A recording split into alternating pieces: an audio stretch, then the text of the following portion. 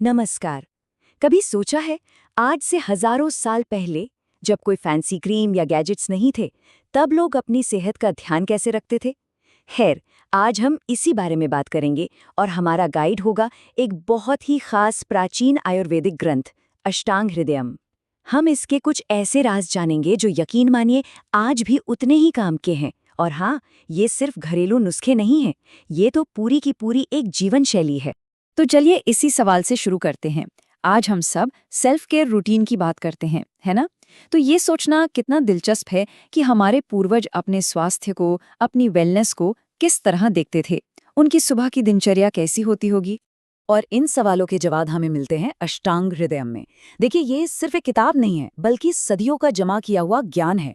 और ये हमें यही सिखाता है कि हमारी रोज की छोटी छोटी आदतें, जिनको हम अक्सर अनदेखा कर देते हैं, वो हमारी पूरी सेहत पर कितना कितना गहरा असर डाल सकती हैं। तो आज के इस विश्लेषण में हम एक एक करके इन प्राचीन रहस्यों से पर्दा हटाएंगे। हम मुंह की देखभाल की एक बहुत ही अनोखी तकनीक से शुरुआत करेंगे, फिर चेहरे की स्किन को बेहतर बनाने की कला सीखेंगे, उसके बाद सिर को पोषण देने के तरीके जानेंगे और आखिर में ये समझेंगे कि ये सब मिलकर एक कंप्लीट वेलनेस सिस्टम कैसे बनाते हैं। तो चलिए ज्ञान के इस सागर में एक गहरी डुबकी लगाते हैं। यहाँ ये समझना बहुत जरूरी है कि ये जो तरीके थे, ये सिर्फ बीमारियां ठीक करने के लिए नहीं थे। नहीं, बल्कि ये तो सेहत को बनाए रखने और उसे रोज बेहतर बनाने के लिए एक बहुत ही सोच समझकर बनाई गई डेली रूटीन का हिस्सा थे। हमारी ये यात्रा शुरू होती है मुंह से, एक ऐसी प्रैक्टिस के साथ जिसे आज कई लोग ऑयल पुलिंग के नाम से जानते हैं। पर क्या आपको पता है कि आयुर्वेद में इसके बारे में जो लिखा है वो कहीं ज्यादा गहरा और डिटेल्ड है। आइए देखते हैं कैसे। तो सबसे पहले, ये गंडूश आखिर है क्या? इसका मतलब है मुंह में औषधीय लिक्विड मतलब तेल या काढ़े को पूरी तरह से भर लेना और उसे बिना हिलाए या बिना कुल्ला किए कुछ देर तक मुंह में ही रखना। इसका मकसद सिर्फ ऊपर ऊपर से सफाई करना नहीं है, बल्कि अंदर तक हीलिंग करना है। और ये बात वाकई बहुत दिलचस्प है कि अष्टांग हृदय में गंडूश का सिर्फ एक नहीं, बल्कि 4 अलग अलग टाइप बताए गए हैं। पहला है स्नेहन, जो आराम देने और शांत करने के लिए है। दूसरा शमन, जो इलाज के लिए है। तीसरा शोधन, जो गहरी सफाई के लिए है। इसे हम आज के डिटॉक्स का एक पुराना रूप कह सकते हैं। और चौथा रोपण, जो घावों को भरने के लिए है। हर टाइप का अपना एक खास मकसद और अपनी सामग्री है। यही तो है आयुर्वेद का पर्सनलाइज्ड अप्रोच। यहाँ एक बहुत जरूरी फर्क समझना होगा।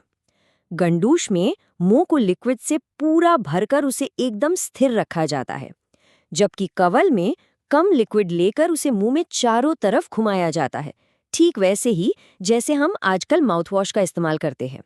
इससे पता चलता है कि आयुर्वेद कितना सटीक और डिटेल्ड है।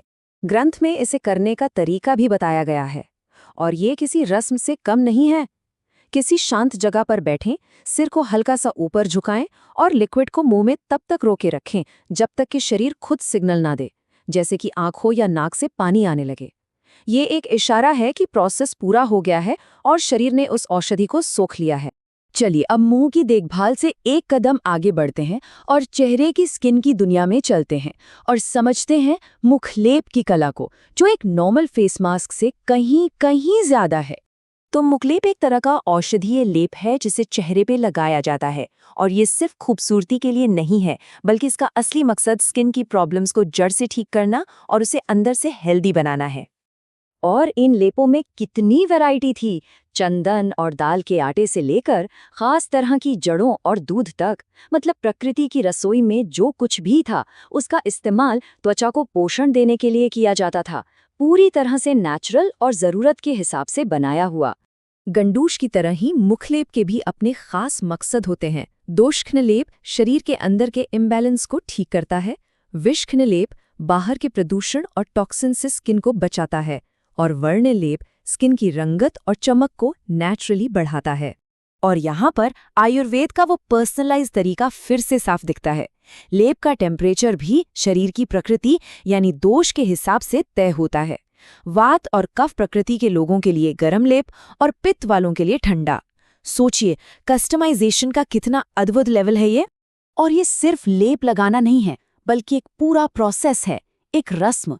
ग्रंथ में साफ साफ निर्देश हैं कि इसे रात में नहीं लगाना है, लगा के सोना नहीं है और इसे पूरी तरह सूखने से पहले ही हटा देना है। ये तरीका हमें अपनी स्किन की देखभाल के लिए जागरूक और फोकस्ड रहना सिखाता है। और इसके फायदे क्या बताए गए हैं?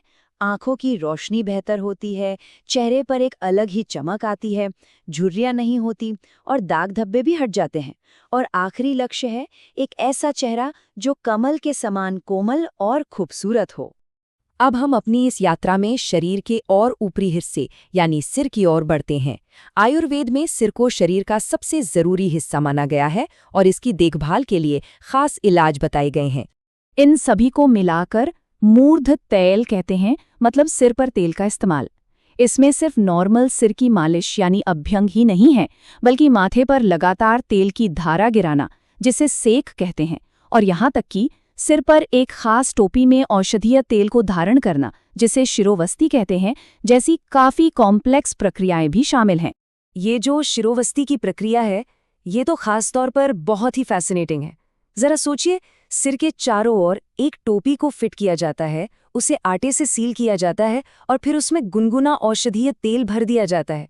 ये एक बहुत ही गहरी और ताकतवर थेरेपी है, जिसका मकसद सीधे दिमाग और हमारी इंद्रियों को शांत करना और पोषण देना है।